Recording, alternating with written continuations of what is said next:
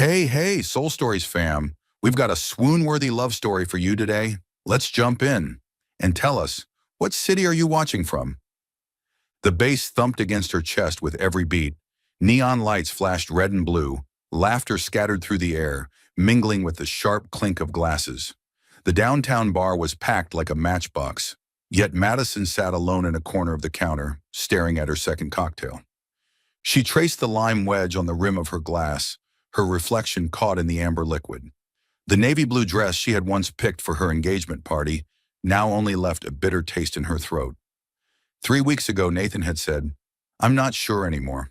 A polite verdict, as light as a breath, but heavy as a hammer.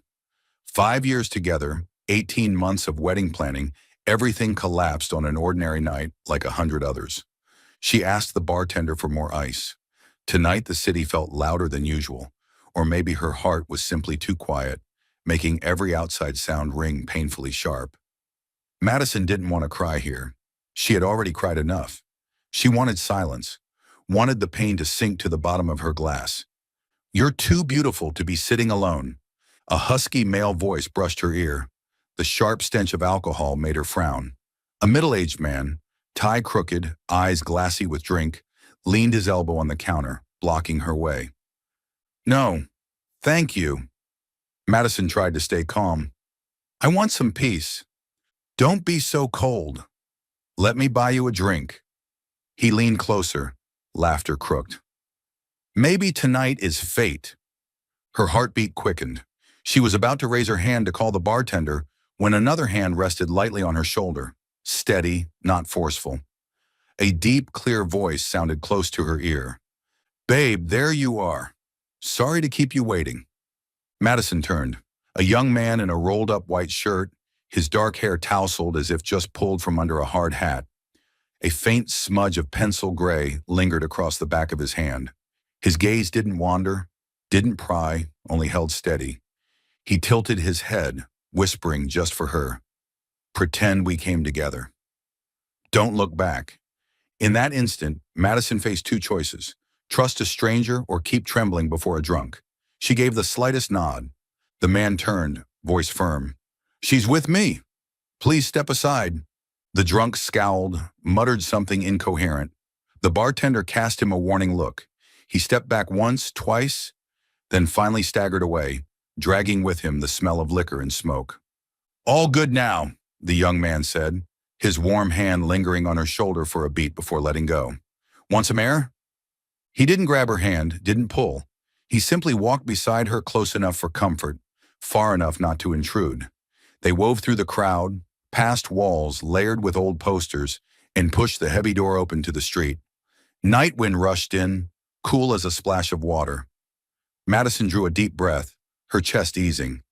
Across the street, a noodle shop sign swung, its golden glow scattering halos across the damp pavement. "Thank you." Her voice came out hoarse as if after a long run. No need for thanks." He gave a faint smile, brushing the pencil mark from his finger, like a man used to holding tools. "I just thought you needed a good excuse to step out of there." "You're—" Madison hesitated. "Jacob." He offered his hand. "Madison." She placed her hand in his. His palm was wide, warm, roughened with small calluses at the base of his thumb, the marks of someone who worked with wood, with drawings, or simply someone who knew how to hold on to life. They strolled along the sidewalk. Music from another bar burst open into the night. The breeze carried a faint trace of milk flowers, a reminder that the seasons were shifting. "Do you come here often?" Jacob asked as they stopped on a small bridge spanning a canal. The water beneath shimmered with reflected lights. "No, just tonight." Madison leaned lightly on the railing. "I'm trying to forget some things." Jacob didn't ask what things. He stood half a step away, shoulder level with hers, silent like a comforting wall to lean on. "I just called off my engagement," Madison finally said, as if dropping a pebble into the water. 5 years, ended with one short sentence. "I felt like my whole building collapsed overnight." Jacob didn't reply with cliches like "you'll be fine." Instead, he reached into his pocket, pulled out a neatly folded checkered handkerchief, and held it out. "Here." Madison accepted it. A faint scent of soap lingered on the fabric. Thank you. I built the wrong building once, too. Jacob stared straight at the water. Held so tightly to the plan, I forgot about the person living inside. What do you do? The question slipped out before Madison could stop her curiosity. Architecture. He gave a half smile, a touch of self-mockery.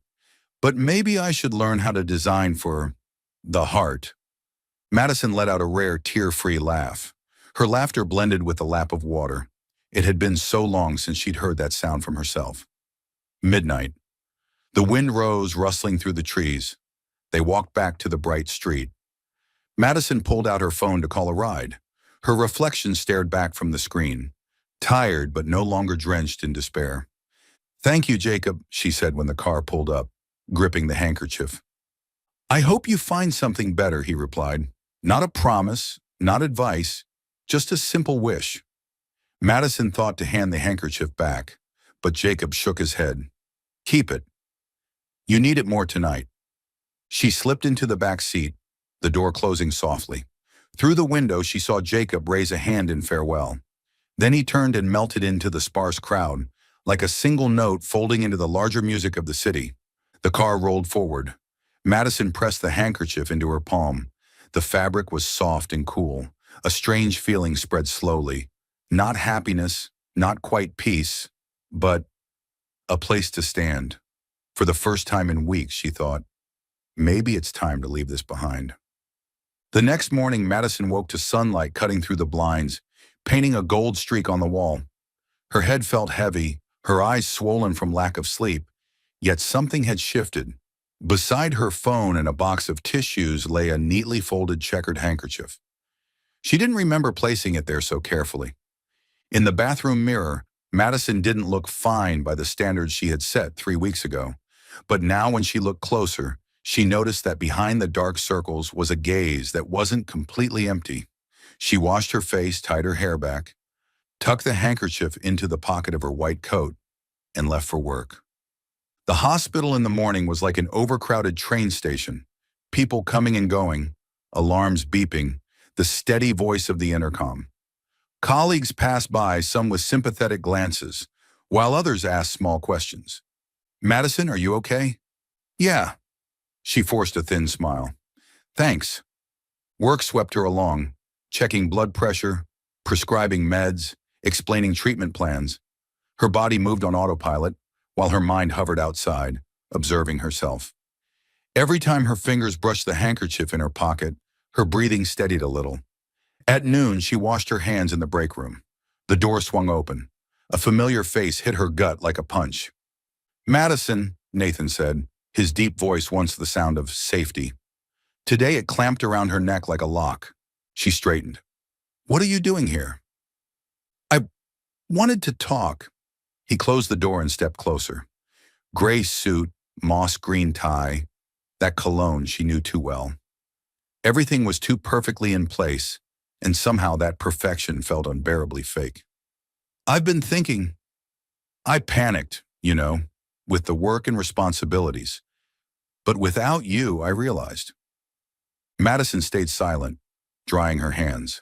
In her mind was last night, the pounding bass, the flashing lights, a steady hand on her shoulder, and a whisper, pretend. She drew a deep breath.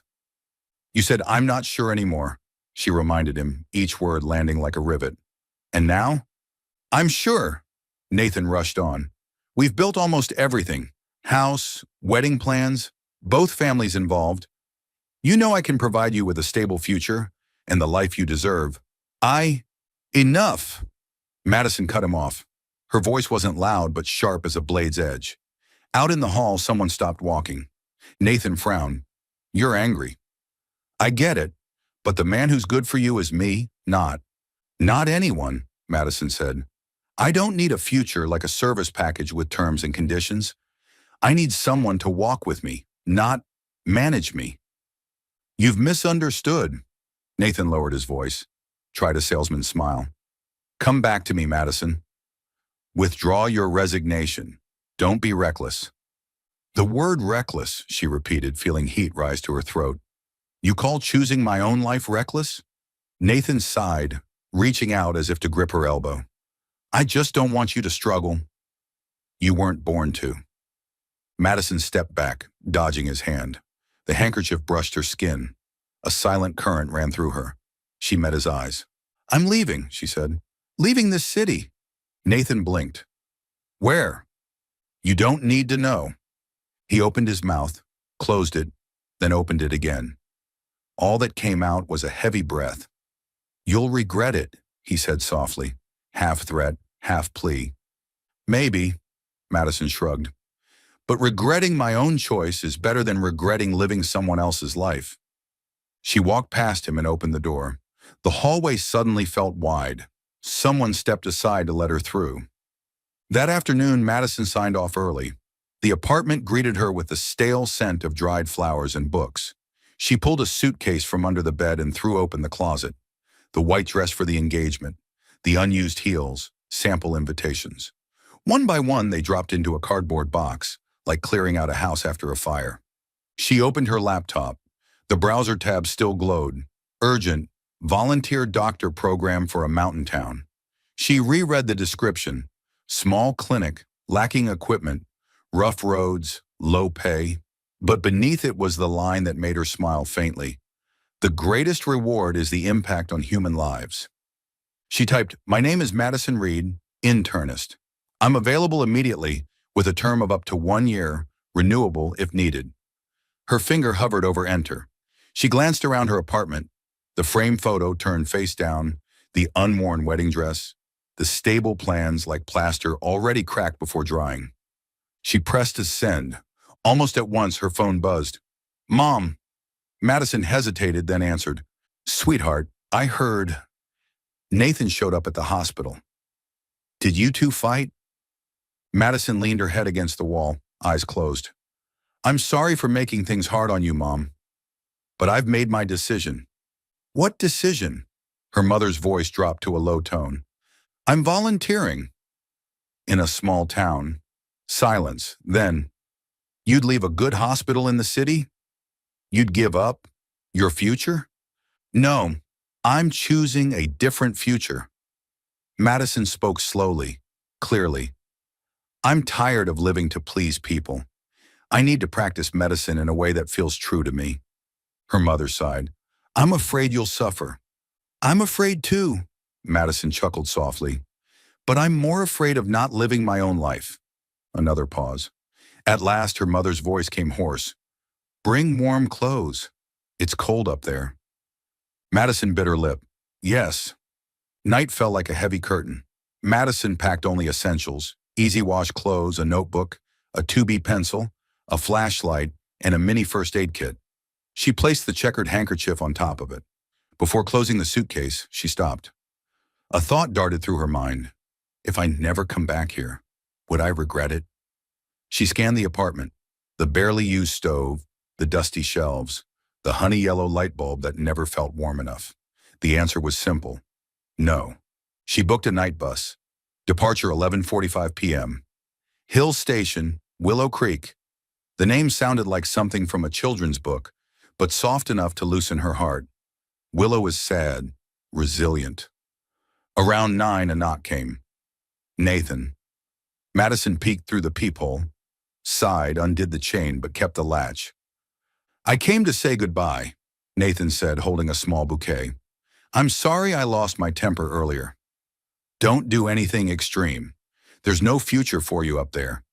Go home, Nathan. I'm begging you. His voice dropped. You once said you wanted a home, children.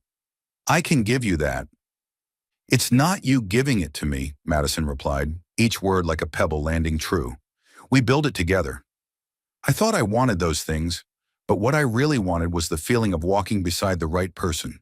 That isn't you. Nathan's grip tightened on the bouquet, the wrapping paper crackling. Because of who? That guy from the bar?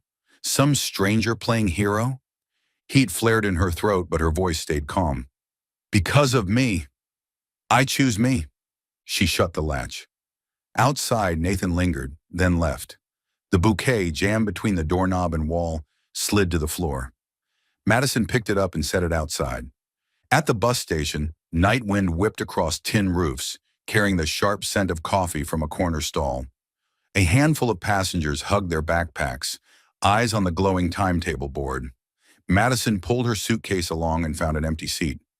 She opened her bag and smoothed the folds of the handkerchief. A message pinged. Willow Creek Volunteer Program. Welcome, Doctor. Madison Reed. We'll meet you at Hill Station, 6:10 a.m.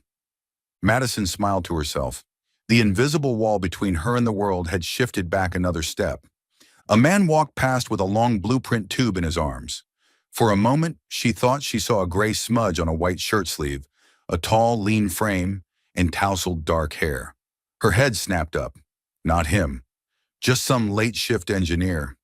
The city was vast, yet small enough that a memory could walk right by. She placed the handkerchief against her neck pillow, leaned back, and closed her eyes. For the first time in weeks, she slept. Truly slept. No dreams, no jolts awake. When the bus pulled out, the city lights streamed backward like fireflies stitched into a thread of gold. Madison opened her eyes just as they crossed a small bridge. The dark water below reflected the yellow glow, and she remembered the deep voice from last night. Pretend we came together. She smiled. This time, no pretending. She was walking by herself. Somewhere ahead, a small town waited. And further ahead, who knew, maybe a man with pencil-smudged hands, standing over blueprints, would look up at the sound of a bus breaking in the dawn fog. Madison pulled the handkerchief up over half her face, warming her breath. The night wrapped her in its rare kindness, and the bus, like an arrow, shot into the next chapter of her life. The bus shuddered, then came to a halt. Madison opened her eyes to a pale gray sky streaked with mist, draped across dark green mountain ridges. A rusted road sign read, "Welcome to Willow Creek, population 2,104. She inhaled deeply. No skyscrapers, no neon lights. Just a single paved road lined with a few small shops with faded signs, white painted wooden houses peeling at the edges, and hanging flower baskets swaying on porches. Everything looked as if time had forgotten it. A salt and pepper-haired woman stood waiting by the bus stop, holding a sign that read, Dr. Madison Reed. Madison wheeled her suitcase over and shook her hand.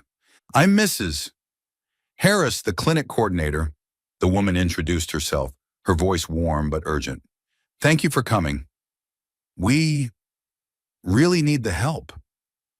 The clinic stood on a low hill, its white paint yellowed, glass windows scratched, the red cross on its sign barely visible. Inside was a narrow hallway, 2 exam rooms, a small pharmacy, and a row of wooden chairs along the wall. The smell of disinfectant mixed with dampness. The blood pressure monitor was old, and the box of painkillers was only half full. A young nurse greeted her with a tired smile, dark circles under her eyes but a bright spark in her gaze. We don't have much, she said, but hopefully enough for you to start. Madison nodded, her chest tightening and lifting at once. The city hospital she came from had gleaming white walls, advanced machines, and everything at her fingertips. But here, every roll of gauze, every bottle of pills was precious as gold. Before she could even unpack, Madison was thrown into her first case. A boy of about 8 was carried in by his mother, his arms swollen from a bee sting. Madison examined him, gave him an antihistamine shot, and explained how to care for the wound. The mother clasped her hands with tears in her eyes. Thank you, doctor. Without you, I wouldn't have known what to do. That look of gratitude made Madison's heart lurch. Back in the city, she had saved critical patients, but rarely received such raw, immediate thanks. Here, her presence could mean the fragile line between fear and relief. In the afternoon, an old man hobbled in with a cane. Arthritis had left him in such pain that he couldn't sleep. Madison bent down, gently checked each joint, prescribed a simple course of medication, and then demonstrated physical therapy exercises. A young doctor, this patient, he chuckled, revealing broken teeth. We're lucky to have you. Madison stayed with him a few more minutes, listening as he spoke of long winters, the war that had passed, the children and grandchildren who had all gone off to the city for work. Illness was not only in the body, it also lived in loneliness. When he left, she realized she had just done something she rarely had time for at the big hospital. Listen. The day slipped by quickly. That evening, Madison sat in the small room set aside for her at the back of the clinic. A single bed, an old wooden desk, a window facing a cornfield. She opened her suitcase, pulled out the checkered handkerchief, and placed it on the desk. Her body was exhausted, but the emptiness that used to linger wasn't there anymore. In its place was a new kind of energy. She opened her notebook and wrote, "First day in Willow Creek. The clinic is old, the patients are many, the medicine is scarce, but their eyes make me feel I'm in the right place." She paused, gazing out the window. In the distance, the sky turned violet as flocks of birds crossed the ridges in slanted lines. She wondered where Jacob was now, back in the city, or searching for something to begin again, just like her. Madison smiled and put down her pen. She had never been so certain of anything. Here her life could start over, not with glamour, but with meaning. On Saturday afternoon, the meeting hall at Willow Creek's town hall glowed with light. Wooden benches were packed with townsfolk, farmers, shopkeepers, village school teachers. The air was both eager and tense. On the whiteboard at the front of the room, a hastily written line read, "Green Housing Project, Presentation and Discussion." Madison sat in the second row, her white coat still carrying the faint smell of antiseptic. Mrs. Harris sat beside her, whispering, "This project is important. If it succeeds, we'll have more housing, clean water lines, even a community center." Madison nodded, eyes fixed on the presentation platform. Since arriving in Willow Creek, she had witnessed the town's hardships: leaky roofs, dirty water, and children playing in clouds of dust on unpaved roads. A project like this was truly a dream come true. The door opened. A group of engineers walked in, carrying blueprint tubes and laptops. The one leading, taller than the rest, broad-shouldered, dark hair slightly tousled. Madison's heart skipped. Jacob. He wore a light gray shirt, sleeves rolled up, a blueprint tube in his hand. The faint pencil smudge across his knuckles still marked him like an invisible signature. For a fleeting second, Madison thought she must be dreaming, but when he lifted his head and their eyes locked, reality struck like a bell. Jacob froze for half a second. Clearly, he recognized her too. His eyes widened in surprise, then quickly shifted into a sheepish smile. He greeted the crowd, but his gaze kept drifting toward the second row. "Hello, I'm Jacob Carter, the lead architect for this project." His voice was steady, assured, but Madison felt a tightness in her chest with every word. She remembered that voice, remembered the city night, remembered the handkerchief. Jacob spread the blueprints on the table. He explained the model of sustainable homes: sloped roofs to collect rainwater, naturally insulated walls, and solar energy. The townspeople listened attentively, nodding, murmuring among themselves. Madison tried to focus, but every time Jacob pointed at a drawing, sleeves rolled high, the sun-darkened skin at his wrist showing, her heart quivered. After the meeting, people spilled onto the porch, talking excitedly. Madison stood in a corner, folding her notes. A figure approached. "Madison." She turned. Jacob stood there smiling awkwardly. "I can't believe it. You're the lead architect?" Madison asked, her voice trembling slightly. "And you, the town's doctor." He let out a laugh, shaking his head. "What a small world." They looked at each other for a few seconds, then both chuckled nervously. Neither mentioned that night at the bar, but it hovered between them in the silence, in the glance that lingered too long, in the uneven rhythm of their breathing. "How long have you been in Willow Creek?" Madison asked. "About a month. I felt I needed a new start. Then I accepted the invitation to take on this project." Jacob paused, his gaze meeting hers. "And you? What brought you here?" Madison clutched her folder, feeling the handkerchief brush against her fingers. She didn't tell the whole story. She simply said, "I wanted to start over too." That answer made both of them smile. No details needed, they understood. Dusk began to fall. The townspeople slowly left the hall. Mrs. Harris called Madison to walk back together, but Jacob spoke first. "I'll take you. The clinic's on my way." Madison hesitated a moment, then nodded. They walked side by side down the narrow main street, warm yellow lamplight spilling across old wooden steps. On the quiet road, their footsteps fell in sync. And Madison thought after all the upheavals, after all the choices perhaps, fate truly had meant for them to meet again. Mornings in Willow Creek always smelled of roasted coffee. Everyone in town rose early, and the construction site for the green housing project was already bustling before the sun had climbed high. Madison, in her white coat with a small first aid kit in hand, stepped into the wooden work camp. Almost immediately, a loud cry rang out, "Doctor!" The hammer turned on me. A young worker waved his left hand, his index finger wrapped in a makeshift cloth bandage. Madison chuckled, walking over. "You're in construction and let a hammer fight back? How are you going to save face now?" The whole group burst out laughing. She carefully unwrapped the cloth, cleaned the wound, and applied a proper bandage. "You'll be fine. It's just a scratch. But next time, pay attention, or I'll have to set up a clinic right in the middle of the site." Amid the laughter, Madison felt herself lighten too. The city had always terrified her when she stepped into the ER, with critical patients and families crying out. But here, a small cut and a few jokes were enough to bring smiles all around. In the distance, Jacob bent over the blueprints, sleeves rolled high, a strip of sunlight running down the shoulder of his gray shirt. He looked up, meeting her gaze. Madison grinned, raising the roll of gauze like a trophy. Jacob laughed and shook his head. That guy just got his finger and his pride patched up at the same time. That afternoon, Jacob asked Madison to join him in surveying a plot of land near the forest edge, where the first homes were planned. The dirt path was uneven, with stones and weeds rising past her knees. Madison struggled to keep her pants from getting splattered with mud. "There's no clear path here?" she asked, half breathless, trying not to slip. "Exactly why we're here." Jacob offered his hand, helping her across a slick patch of ground. "Careful. I'd hate for the town's only doctor to become a patient." Madison laughed, taking his hand for a moment. "You make it sound like this is my fault. Well, if you fall, I'd be the one carrying you back." "That's a heavy responsibility," he winked, joking. Madison laughed aloud, feeling a rare ease. It had been a long time since she'd laughed that freely. When they reached a small rise overlooking the site, Jacob pointed. "That's where the community hall will go. Over there will be the shared garden. I want every house to have natural light and space for plants. Each roof will have a rainwater collection system."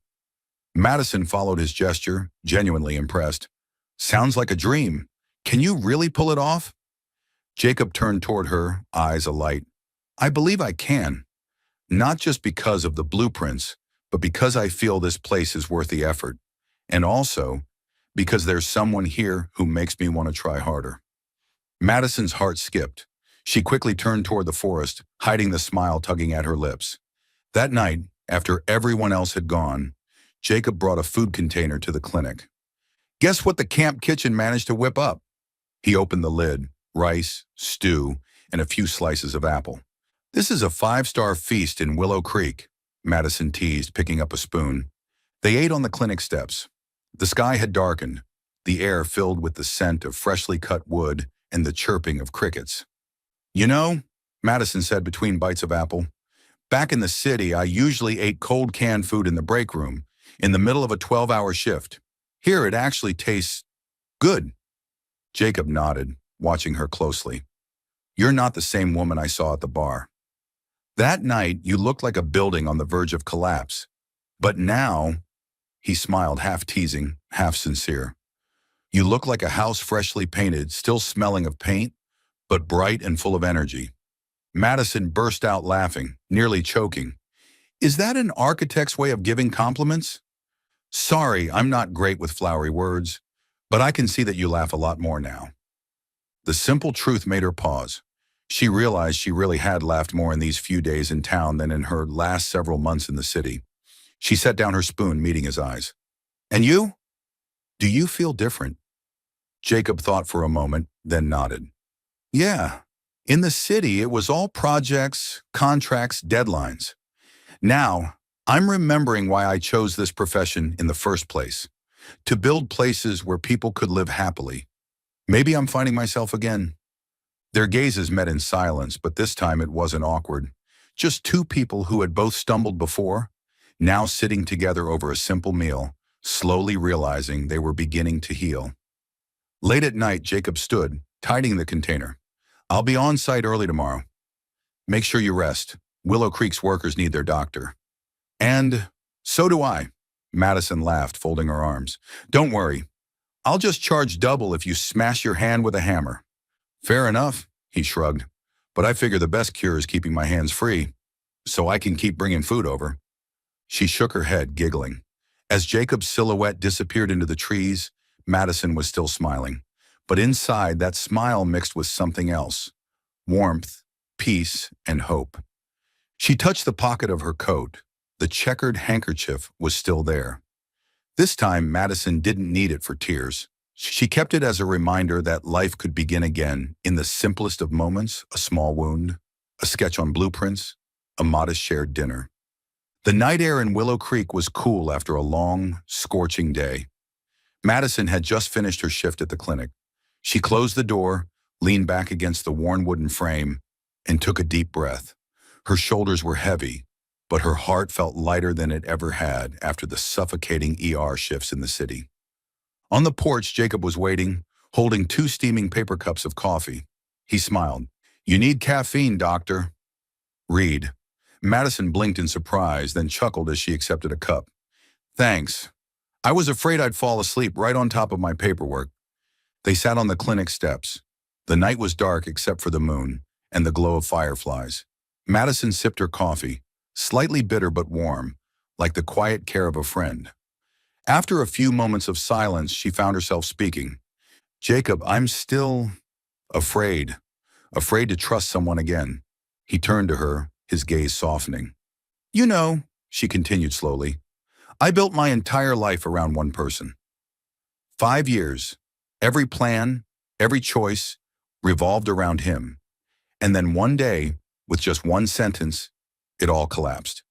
I felt stupid, weak, and completely lost." She gave a bitter laugh, shaking her head. "Now, whenever someone tries to get close, I just build walls. I'm happier here, but that fear, it hasn't left." Jacob set his cup down on the step, quiet for a few seconds before answering. "You're not alone." Madison looked up. "I lost someone too," Jacob said, his voice dropping into a tone edged with rare regret. "She was someone I truly loved, but I buried myself in work. Blueprints, contracts, bids. I thought I was building a future for both of us. But in the end, all she saw was a cold house without me in it." He exhaled, eyes fixed on the dark stretch of fields. "One day she left, and I realized I had built the entire blueprint of love wrong." Madison stayed quiet, her fingers tightening around the paper cup. There was no bitterness in his voice, just an honest admission. "Do you regret it?" she asked softly. "Yes," Jacob nodded. "But regret doesn't change anything. All I can do now is learn to live differently. Here, when I see you bandaging a child's hand or encouraging an old man with a smile, I remember that what matters isn't the walls of concrete, but the hearts inside them." Madison let out a small laugh. "You really are an architect. Every metaphor comes back to houses." Jacob laughed too, easing the heaviness in the air. "True. But this time, I hope I can learn how to build something that lasts." Their eyes met, lingering longer than usual. In that silence, Madison felt the wall she had built around her heart crack just slightly. She drew a deep breath. "I can't promise anything, but maybe I want to try trusting again, even just a little." Jacob nodded patiently, unhurried, not pushing. "Then I'll try too. We'll start small." Madison smiled, and for the first time it wasn't just a mask. When she looked into his eyes, she saw the fragile beginnings of trust, uncertain, quiet, but real enough that she wanted to hold on to it. The moon hung high. The coffee had gone cold, but inside them, something had just begun to gently warm. Willow Creek had a charming tradition. Whenever the weather was good, the townsfolk would gather for a small festival on the meadow by the creek. A non-ticketed event with no big stage, just a bonfire, a few speakers, some amateur musicians, and endless homemade food. That afternoon, strings of colorful flags fluttered between willow trees, the smell of roasted corn mingling with cinnamon from apple pies, all of it making Madison feel as if she had belonged here for a very long time. "The doctor's here," Children ran past, waving at her. Madison smiled, waving back, her other arm cradling a box of oatmeal cookies she had hurriedly baked after work. Mrs. Harris took the box, set it down on the overflowing potluck table, and beckoned Madison toward the fire. Jacob arrived not long after, carrying a small wooden box. He wore a plaid shirt with rolled-up sleeves, looking every bit like a local under the fading evening light. Spotting Madison, he raised his brows in greeting, his smile easy. "Careful," he said, glancing at the bonfire. "You're not on call tonight." "Don't worry," Madison replied. "Tonight I'm only treating moods." Music rose, a lively bluegrass tune, banjo chasing violin in quick steps. An elderly couple pulled each other to the center of the grass, moving in rhythm with one another. More couples joined in, laughter bubbling up as if from the ground itself. A little girl pressed a mason jar of lemonade into Madison's hands. "I made it myself," she chirped. Madison took a sip, perfectly sweet and tart, icy on her tongue. "Will you dance?" Jacob asked, tilting his head. "At least give it a try." Madison looked down at her sneakers, laughing. "I'm only trained to dodge hammers at the construction site." "Then we'll start with the basics," Jacob said, nodding. "Stand closer to the fire and stay warm." They stood at the edge of the circle of dancers, closing the distance between music and the crackle of burning logs. Sparks leapt upward, dissolving into the night like falling stars. Madison suddenly felt an unusual stillness, not emptiness, but peace. "Oh," Jacob remembered, setting the wooden box on a low table. "I brought something." "Another thing smuggled from the construction site?" Madison teased. "Scrap wood," he admitted, opening the lid. "But the best pieces." Inside lay a slender walnut bracelet, its surface smooth and oiled, a faint scent of linseed clinging to it. At the center, a smaller bead of wood was carved with the slightest curve like a smile. Madison froze. "It's beautiful." "I made it while waiting for the concrete to set," Jacob said, a little sheepishly. "Consider it recycled good mood." He picked it up, hesitated. "May I?" He raised his hand. "If you'll let me." Madison offered her wrist. Jacob's hand was warm, careful against her skin, like setting a cornerstone. The bracelet slid into place, fitting perfectly. "Snug," she said with a laugh. "Did you just eyeball the size, or is this some architect's secret?" "The secret is to look closely," Jacob said lightly, though his eyes gleamed. "When you look enough, you know what belongs." Madison didn't answer right away. She turned the bracelet, the little bead catching the firelight, almost pulsing with its own rhythm. Suddenly, she thought of the handkerchief tucked in her lab coat pocket. Small things but warm things. The music slowed. The MC called out, "This one's for those who've never tried and those who want to try again." Children whistled and clapped. From across the field, Mrs. Harris waved, "Go on, doctor! Dance!" Madison laughed in surrender. She turned to Jacob. "What if I step on your foot?" "Then I'll rebuild the floor," Jacob replied dryly, extending his hand. Madison placed her hand in his. They stepped into the firelight. The rhythm was gentle, Jacob's hand resting lightly against her back, just enough to guide, never to push. At first, Madison stumbled, left foot tangling with right, but Jacob whispered a count, 1, 2, 3, and she found her pace. Soon they were moving not perfectly, but together. "Funny thing," Madison said as they passed a couple spinning nearby. "In the city, I never once danced in public." "In the city," Jacob answered, "people are usually too busy, standing still." The line made her laugh, a laugh that came from deep in her chest. She looked up and found his eyes close, too close to dodge, close enough to see a faint streak of ash on his cheek from tending the fire for the musicians. "Let me wipe that," Madison murmured. She touched the smudge with her fingertip, brushing it away. Jacob didn't move, as if afraid to break the moment. When her hand dropped, they both laughed, startled by how intimate such a small gesture could feel. The music ended on a soft chord. Applause rippled across the meadow. Someone passed around marshmallows and chocolate bars. The children squealed as they roasted marshmallows, gooey strands sticking to their noses. Madison and Jacob sat on the grass, sharing a messy s'more, the melted sugar clinging to her cheek. "This is my first s'more," Madison admitted, tugging the sticky bit from her lip. This town has a few spiritual specialties, Jacob said, handing her a napkin. S'mores, dancing in the grass, and nights where you don't have to think too much. Sounds like a prescription I'd actually enjoy, Madison grinned. Doctor prescribes, architect dispenses, he quipped. The night breeze softened. The bonfire glowed steadily, like a giant heart. Voices around them lowered. Instruments shifted into lullabies. Madison glanced at the wooden bracelet, then at the man beside her. There was something she'd wanted to say for a while, but speaking it felt too fragile. Instead, she chose the easier path, a light question. Why walnut? Jacob tilted his head. Because it's strong, and because when you oil it right, it keeps its beauty without needing much decoration. Like someone I just met, Madison blurted, then flushed. Jacob laughed but didn't tease. He turned facing her, fingers laced together, his words slow and careful.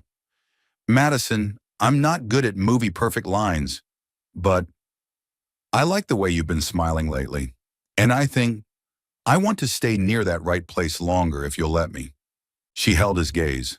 Her old fear still hovered a short distance away, but between her and that fear was the bonfire, the bracelet, the children giggling with sticky marshmallows. For the first time, letting didn't feel frightening. It felt like opening a window and letting the breeze in. Madison nodded. A little at a time. Yeah, Jacob smiled. A little at a time.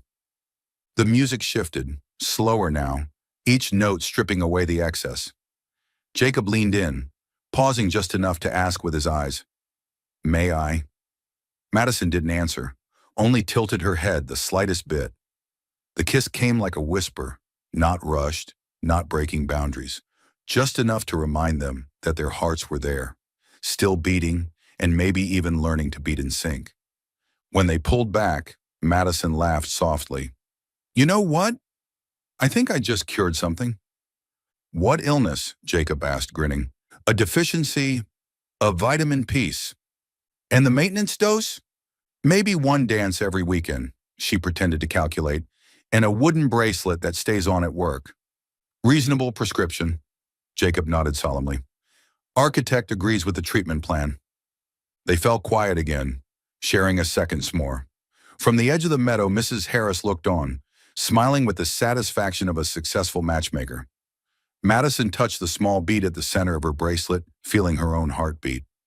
Willow Creek's night settled over everything in a gentle glow, just enough to light the way home, just enough to soften the old scars. And in the warmth of the fire, under the distant music, a fragile but real kind of faith decided to stay. Still following the story? If this found you outside Soul Stories, welcome home. Comment below, what story do you want to hear next? Willow Creek had just basked in a bright morning sun. Madison had finished her shift at the clinic and was about to stop by the grocery store for some vegetables when a voice suddenly called out behind her. Madison! She froze. Her heart skipped a beat.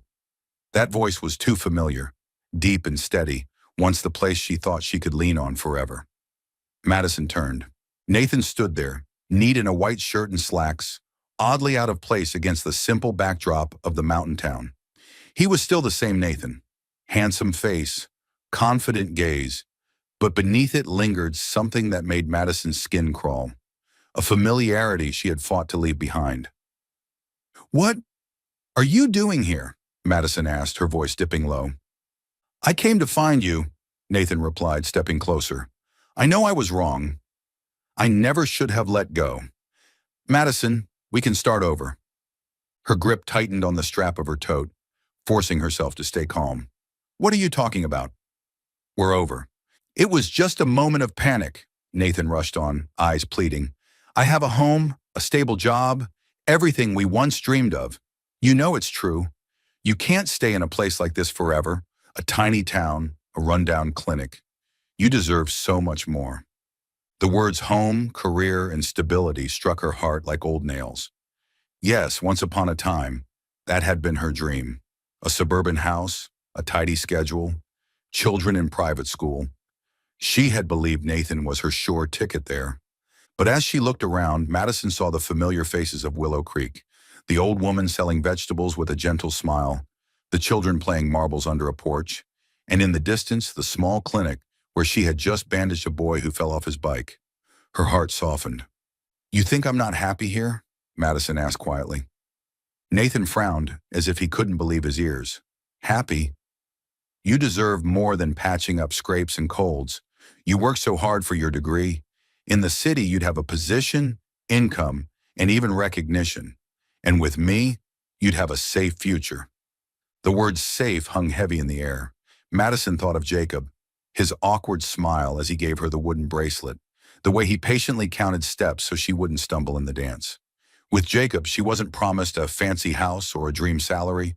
What he gave her was something simpler, a present that felt real and the feeling of being seen, being heard. Madison's heart wavered. On one side stood Nathan, with everything familiar and secure. On the other hand, Jacob had a fragile but honest beginning. She didn't answer right away. Nathan's voice broke the silence, urgent. "Come with me, Madison. Come back. We can still rebuild everything. You don't have to pretend to be strong anymore." Madison bit her lip. Inside her chest, two conflicting rhythms pulled tight. She couldn't bring herself to say no, but she couldn't say yes either. And in that crossroads, she realized this wasn't only a choice between two men, it was a choice for her own life. In the days after Nathan's arrival, something unfamiliar lingered around Madison. At the clinic, she still smiled at patients, still wrapped small wounds, still wrote prescriptions. But Jacob noticed the difference right away. Before and after her shifts, Madison often stopped by the construction site, carrying lemonade or a few packs of cookies for the workers. She would stand with Jacob, listening as he explained the blueprints, teasing him about the pencil smudges that always stained his sleeves. Now she only offered a quick hello before heading straight back to the clinic, avoiding his eyes. Jacob didn't ask.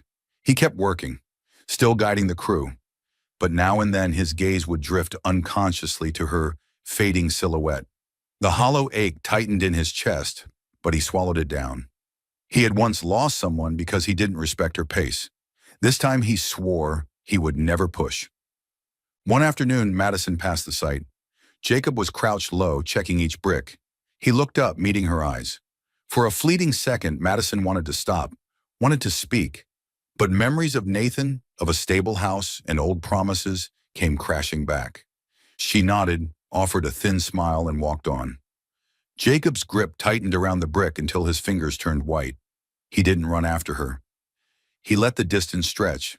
That night, Madison tossed and turned on her small wooden bed. Outside the window, crickets chirped. Moonlight poured through the bars, but her eyes stayed wide open. Nathan had brought back a familiar feeling of stability, certainty, and safety. Jacob offered something new, warmth, but it was fragile. Why did her heart tremble so much when faced with the choice? Madison sat up and opened the drawer. Jacob's checkered handkerchief was still there, neatly folded. She pressed it to her face, the faint scent of clean fabric and the tenderness of that night at the bar rushing back. Tears welled up suddenly. She clutched the handkerchief tightly, whispering to herself, "Am I really that afraid of happiness? So afraid that I push it away?" There was no answer, only the sound of the wind brushing through the little town, carrying with it the turmoil of a heart still too scared to admit what it truly wanted. Tonight, Willow Creek's town hall glowed brighter than usual. Strings of yellow lights lined the wooden ceiling, and on the whiteboard at the front, chalk letters read, "Green Housing Project, Progress Update and Community Feedback." The wooden benches were filled with townsfolk, shopkeepers, teachers, workers' families, Mrs. Harris with her thick stack of notes. Madison sat in the third row, absent-mindedly turning the wooden bracelet on her wrist. Jacob's checkered handkerchief neatly folded in her coat pocket, a habit she had grown used to. At the front, Jacob pointed to blueprints pinned to cardboard. He spoke about clean water lines, sloped roofs for rain collection, and the plan to build the first model home the following week. His voice was steady, clear. Whenever he smiled, the murmurs in the crowd softened. The back door opened. A man stepped inside, crisp white shirt, dark tie, a gaze Madison knew too well, the kind that made her chest tighten. Nathan. He stood tall at the rear of the room, scanning the space as if he were measuring it. Mrs. Harris gave him a polite nod, inviting him to sit, but Nathan strode down the aisle instead, stopping at the very front row. When Jacob paused to take questions, Nathan raised his hand. "Excuse me," he said, his voice steady and polished, as if he were on a stage. "I'm not part of the project, but I have something important to say about the town's doctor." Heads turned. Madison froze. "Madison," Nathan's gaze locked on her, his smile a strange mix of apology and triumph. "I was wrong, but I came here to make it right. You don't belong here. You're a skilled internist. You could be working at a leading hospital. I've already spoken to some colleagues. There's a position waiting for you. Good pay, a home, a future that actually makes sense." The room wavered. Nathan's words were polite, but each syllable drilled at the fragile foundation Madison had been building. "You don't belong here," she heard the murmurs. Mrs. Harris frowned slightly. In the back row, the boy she had bandaged after his bike fall looked at her with confused eyes. Nathan pressed on. "I know you're doing well here, but life can't just be temporary. I came to take you back. Tonight. I've booked a hotel at the foot of the hill. We'll leave in the morning." Madison felt her scalp prickle, as if a cold wind had swept through. She stood slowly. "Nathan, this is a community meeting. You shouldn't." "The community will understand," he cut in, his voice soft but heavy. "Everyone wants what's best for you. Staying here is just a waste." The word waste dropped into the room like a stone. Madison looked around faces she knew by name, hands that had once offered her potatoes, peaches, simple thank yous. Her throat tightened. In that moment, the world spun. Two roads, two heartbeats. One was the safe map she once clung to. The other, an unpaved path, was glowing faintly beneath her first steps. Jacob hadn't moved since Nathan arrived. He didn't interrupt, didn't scowl. Only when he saw Madison gripping the edge of her bench until her knuckles turned white did he leave the podium, circling through the rows to her side. He didn't confront Nathan. He simply stood at an angle, offering a shoulder within reach. His lips leaned close to her ear, his voice so low only she could hear. "Pretend you're with me, but this time don't pretend." A spark caught on dry tinder. Madison remembered that city night. Smoke and bass, a warm hand on her shoulder, the words that had saved her from a drunk stranger. She remembered the bridge, lit by yellow lamps, and the handkerchief pressed into her palm without being asked. She remembered the dance by the bonfire, the wooden bracelet that fit perfectly. "Don't pretend anymore." The words swelled inside her chest. Madison drew in a breath and stepped forward. She turned to the community first, not Nathan. "I'm sorry for letting personal matters interrupt tonight," she said, her voice trembling once before it steadied. "I may not be the best doctor, but here I feel useful. I belong to the small checkups, to the hugs of an old woman freed from joint pain, to the laughter of children when their colds are gone. I belong to this work and to this place." She turned to Nathan. "Thank you for coming, but the answer is no. I'm not leaving." Nathan's eyes burned with disbelief. "You'll throw away your future for this half-baked project? For some nameless architect?" Madison shook her head, her body suddenly light. "No, because I choose myself." She paused, then added firmly, "And because I believe in him." She reached for Jacob's hand. He clasped it, warm and steady. The murmurs dissolved into a dense silence. Then, as if a string had been plucked, scattered applause began. Mrs. Harris clapped first. Others followed, their claps merging with Madison's exhale of relief. Nathan stood rigid for a second, then scoffed. "As you wish." "I tried." He turned sharply, striding out. The door shut behind him with a sound far too small. Madison's knees buckled before she could sit. Jacob caught her, his arm firm around her shoulders. She buried her face against his chest, tears spilling fast, not tears of fear, but of release. "I'm here," Jacob whispered, his hand rubbing gently, as if soothing a bruise long hidden. "No more pretending." Madison nodded through her tears. The handkerchief in her pocket crumpled in her grip. The bracelet on her wrist knocked softly against his hand, a tiny click like a period, closing a long sentence. When she lifted her face, her eyes were red but bright. Jacob's own eyes glistened. They looked at each other for a single moment, just one before holding on tight, as if they had finally found the right blueprint, the right measure, the right foundation. Applause swelled again, louder this time. Someone called, "For Dr. Madison." Another voice added, "And Architect Jacob." Mrs. Harris laughed through tears, waving her stack of notes like a small flag. Madison laughed through her own tears.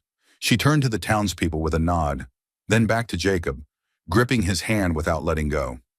Outside, the night wind rustled through the willows, carrying the scent of fresh lumber from the construction site, which mingled with the chalk dust on the whiteboard. Willow Creek's night wrapped around them not as a curtain dividing, but as a shared roof. They sat side by side. Jacob slid the blueprints over, his voice husky with emotion. "Shall we continue with the community hall plans?" Madison wiped her tears, laughing. "Let's. There are so many people waiting." She squeezed his hand once more, not pretending this time, but truly beginning. At the front of the room, the chalk words, "Green Housing Project," seemed to shine brighter. And in the shuffle of papers, the scrape of chairs, and the hum of voices, Madison's heart beat steady to a new rhythm, one of choice, of love, and of a home whose foundation had just been laid. Autumn swept through Willow Creek in the golden shades of willow leaves and the cheerful chirping of sparrows along the wooden fences. In the mornings, mist still covered the meadows when Madison arrived at the clinic. The old door still creaked, but inside everything felt different from the day she first came. The medicine cabinet neatly organized, the tables scrubbed clean, and children's drawings on the walls thanking Dr. Madison. The elderly man with arthritis now came for therapy regularly, his cane still in hand, but his smile was brighter. The boy who once fell off his bike now rushed in proudly to show off a healed scar. Madison wrote her notes while chatting, and in her heart a strange warmth bloomed. A simple joy, but one full of meaning. Outside, the sounds of hammers and saws echoed from the construction site. Jacob was busy finishing the first homes of the green housing project. He walked between the newly painted houses, his shirt marked with smudges of white paint, looking both exhausted and radiant. The townspeople called him the town's architect, while the children followed him around, eager to see the tiny houses he sketched on scraps of paper. By late afternoon, when the sun cast its red glow over the hill, Madison and Jacob sat on the clinic steps. She poured tea while he spread out his blueprints. "The last apartment will be finished in 3 weeks," Jacob said, pointing to the diagram. "I think the town will truly change." "And so will the clinic," Madison smiled, handing him a cup. "We've come further than I ever imagined." He looked up at her. "Madison, have you thought about staying here for the long term?" The question lingered in the quiet air. Madison set her cup down, silent for a moment. She looked out at the meadow, where children chased each other in the sunset. "The city gave me stability, but here I found meaning. I don't know if I should call it staying or simply returning to myself." Jacob smiled, his gaze steady and deep. "Me too. All my life, I've built houses for others.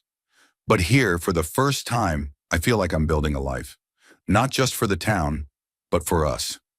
Madison turned, caught his eyes, and nodded softly.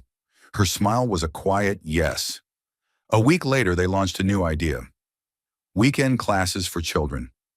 Madison taught the children basic health, including how to wash their hands properly, treat small cuts, and eat well.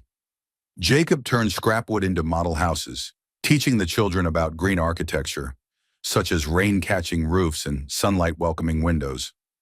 "My house will have 5 windows to let in the light," one boy exclaimed. "And I'll build a hospital out of wood," a little girl chimed in. "So, doctor." "Madison won't get tired." Madison laughed so hard she nearly doubled over, her eyes shining. Jacob stood beside her, watching the scene, his heart brimming full. In their laughter, in those small hands proudly showing off their creations, he knew without a doubt they had chosen the right path. When class ended, Madison packed away her board, and Jacob gathered his sketches. They sat together beneath a willow tree. The evening darkened, fireflies glimmering softly around them. "I used to think happiness was a perfect plan," Madison said quietly. "A house, children, a stable job. But it turns out happiness feels more like today, a small town, a few children, and someone to share it with. Jacob took her hand and squeezed gently. We don't need a detailed blueprint. As long as the foundation is strong, the rest we'll design together. Madison smiled and leaned her head against his shoulder. In that moment, she had no more doubts. She had found the meaning of her life, and it was here in Willow Creek with Jacob. A year passed in the blink of an eye. Willow Creek was no longer the same. New houses stood tall, with sloping roofs tiled in green, and wide windows that poured in sunlight. Fresh water pipes wound through every lane. Children's laughter echoed from the playground beside the newly opened community hall, where a wooden sign read, "Our Home." The clinic, too, wore a new face. Whitewashed walls, gleaming windows, a small emergency room, and a stocked medicine cabinet. On the wall still hung a child's drawing, a brown-haired doctor with her hair tied back, standing beside a house with big bright windows. Madison looked at it every morning, and her heart always stirred. That morning, she and Jacob stood on the northern hill, overlooking the town. Mist still clung to the fields, the breeze tugging at her hair. The sun had just risen, painting streaks of orange and pink across the sky, reflected on the rows of new rooftops. Jacob wrapped an arm around her shoulders, leaned close, and whispered in his warm, steady voice, "Pretend you're walking with me." He paused, smiling softly. "But this time we really are." Madison turned, her eyes glimmering in the morning light.